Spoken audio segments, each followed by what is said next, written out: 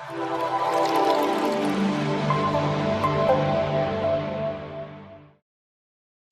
Students, कैसे हैं आप सब। उम्मीद करती हूँ आप सभी स्वस्थ होंगे और सुरक्षित होंगे अपने घरों में। आज एक बार फिर से आपका स्वागत है आपके अपने YouTube चैनल पर, जिसका नाम है टीच स्मार्ट।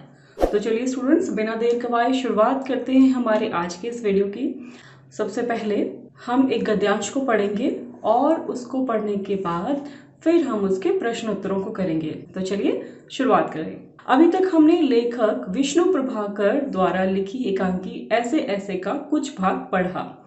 लेखक ने इस एकांकी में मोहन के माध्यम से उन छात्रों के मनोविज्ञान का चित्रण किया है जो अपना कार्य समय पर पूरा नहीं करते हैं और बाद में भय के कारण बीमारी का कोई ना कोई बहाना बनाते हैं। चलिए जानते हैं आगे की कहानी। मोहन आवाज निकालता है, माँ माँ, ओ ओ, ऐसे करता है वो। तो ब्रैकेट में क्या लिखा है, उल्टी आती है, उठकर नीचे की तरफ झुकता है। तो फिर उसकी माँ क्या करती है, मोहन का सिर पकड़ती है। मोहन 3-4 बार ओ ओ ओ जैसे उल्टी आती है ना, ऐसे हम करते हैं, तो वो भी ऐसे ही कर रहा था। और फिर क्या करता है, साथ में आवाज भी करता है, थूकता है, फिर लेट जाता है और फिर हाय हाय करता है।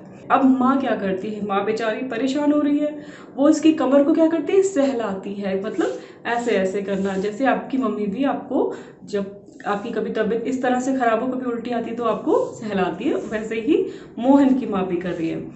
पूछते हैं क्या हो गया, दोपहर को भला चंगा था। मतलब दोपहर को तो सब कुछ ठीक था, कुछ समझ में नहीं आता कैसा पड़ा है। नहीं तो मोहन भला कब पढ़ने वाला था, हर वक्त घर को सिर पर उठाए रखता था।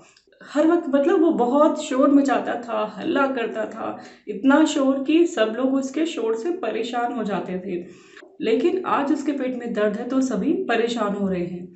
दीनानाथ जी ने क्या कहा, अजी घर क्या, पड़ोस को भी गुलजार किए रहता है। इसे छेड़, उसे पछाड़, इसे मुक्का, उसे थप्पड़, यहाँ वहाँ हर कहीं मोहन ही मोहन। ये दीनानाथ जी मोहन की माता से कहते हैं। फिर पिता ने क्या कहा, बड़ा नटखट है। माँ, अब तो बेचारा कैसा थक गया है, मुझे तो डर है कि कल स्कूल कैसे जाएगा। उसकी तबीयत इतनी ज़्यादा खराब है कि अब सोच रहे हैं कि स्कूल कैसे जाएगा बेचारा। तो दीनानाथ जी कहते हैं, जी हाँ, कुछ बड़ी तकलीफ है तभी तो पड़ा है। यानी छोटी मोटी तकलीफ को तो वो कुछ समझता नहीं था, मामूली तकलीफ को तो ये कुछ समझता ही नहीं। पर कोई डर नहीं, मैं वैद्य जी से कह आया हूँ, वे आ ही रहे हैं, ठीक कर देंगे। तो दीनानाथ जी ने क्या किया, वैद्य जी को बुला लिया है और वो कहते हैं कि वो आते ही होंगे और उनके आने पर मोहन ठीक हो जाएगा। तो यहाँ पर हमारा ये गद्यांश खत्म होता है। अब करेंगे हम इस गद्यांश के प्रश्न उत्तर। तो चलिए शुरुआत करते हैं पहले प्रश्न से। तो पहला प्रश्न है यहाँ पर, घर को सिर पर उठाना मुहावरे का अर्थ लिखकर वाक्य में प्रयोग करो। तो बच्चों पहले तो हम इसके अर्थ को जानते हैं कि घर को सिर पर उठाने का क्या अर्थ होता है। इसका अर्थ हम लिखेंगे बहुत अधिक शोर करना। ये हुआ घर को सिर पर उठाना, बहुत अधिक शोर करना। तो इसका वाक्य हम कुछ भी, आप अपना नाम भी लिख सकते हैं कि राम या सोहन, कुछ भी आप अपने दोस्त का नाम लिखिए या कुछ भी। एग्जाम्पल के लिए हम यहाँ पर लिख देते हैं कि मोहन पाठ ऐसे ऐसे में हमेशा ही घर को सिर पर उठाए रखता था। ठीक है, चलिए चलते हैं प्रश्न 2 पर।